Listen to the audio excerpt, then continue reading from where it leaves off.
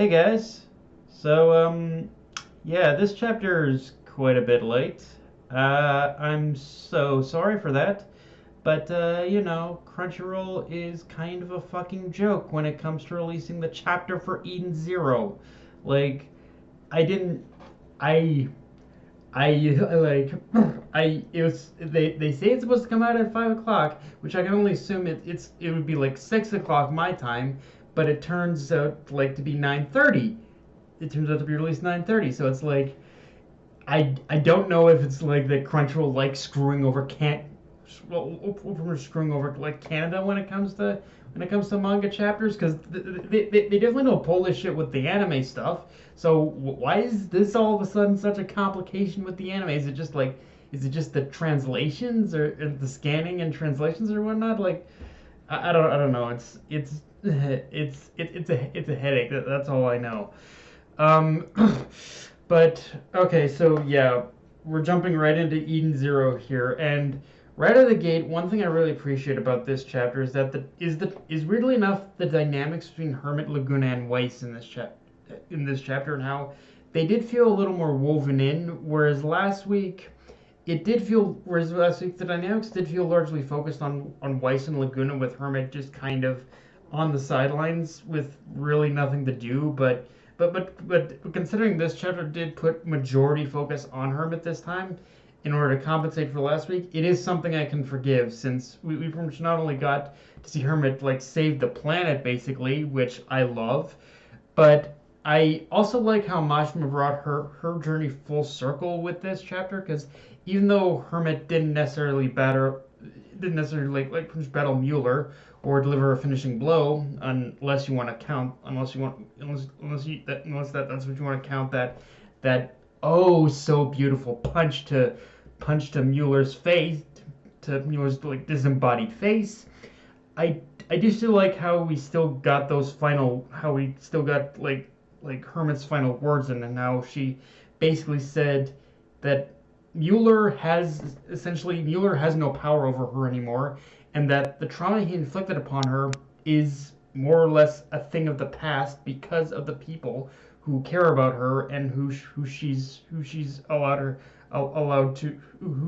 pretty much allowed in like she's permitted herself not to be as closed off, and because she's allowed these people who she considers her friends in, it's it's allowed her to move on from that. Um, but at the same time, but at the same time, even though she has moved on from that trauma, I like how she still made a point that from neither would she ever forgive him for what he did to her either. So it's a very nice and frankly, honestly, in some ways, very realistic way to wrap up this part of Hermit's story, because it shows there are some traumas you will never really forget, but you can at least start your life over again. It's not easy, and you're still going to encounter complications along the way, but just taking those first steps is basically how it all begins. And again, going off what I said about the character dynamics, I like how the little scenes of Laguna keeping Hermit from overheating, or Hermit even from reaffirming her conviction to Weiss.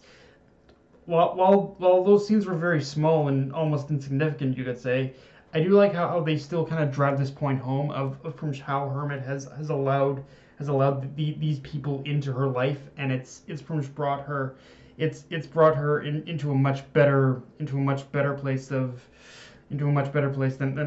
where she was when Shiki and the others had pretty much found her initially. So yeah, a very nice and a very satisfying way in order to wrap up this character arc for Hermit, I found.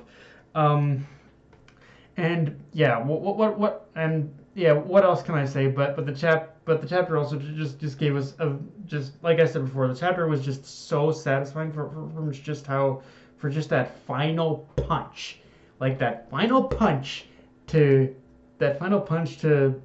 to Mueller's disembodied head, that was just beautiful, absolutely beautiful. I love that shit.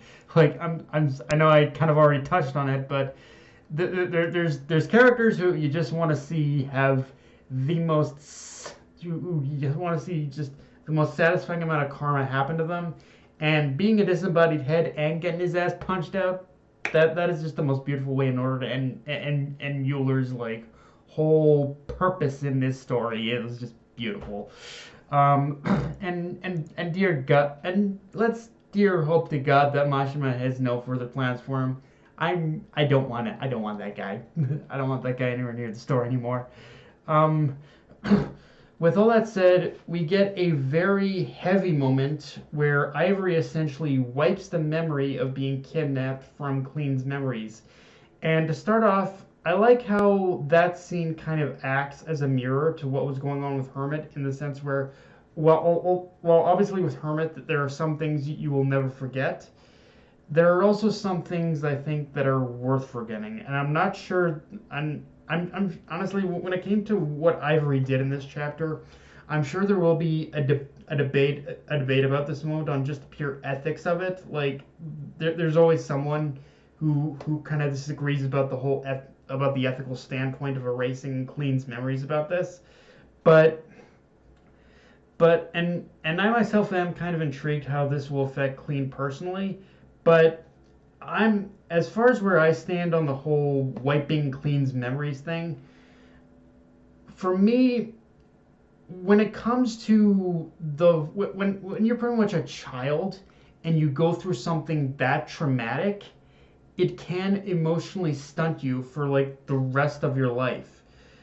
While I and well and while I did say I did and while I do think it is maybe a slight easy way out, in a lot of ways it was kind of the most merciful thing that Prince Ivory could have done for both Clean and Jin, because now, just like Hermit, they're pretty much free to live with a fresh slate, unburdened with those memories. I think, which I think is probably the best thing that they could do. Like, or at least Clean is unburned with those memories.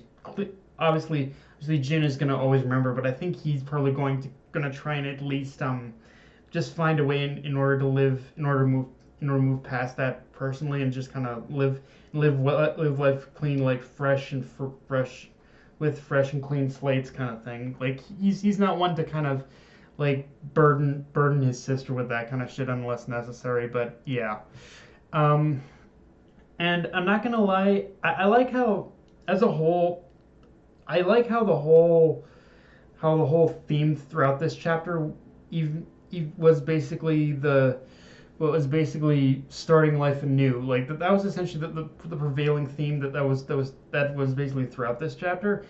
Even though Hermit had saved the planet, and it applies to basically how this arc ends as well, with what happened to the planet, because even though Hermit had saved the planet, there was still a lot of destruction, and from Rebecca's words, there were lives lost here as well. So from here, it's really just about how the remaining inhabitants of the planet, both human and machine, choose to move forward. And even though by typical shonen logic we more or less know what them moving forward looks like, I do still like how there is still an air of uncertainty surrounding Forester's future, and to me that actually feels like a much better way to cap off this arc than my initial pitch with the whole like chronophage thing.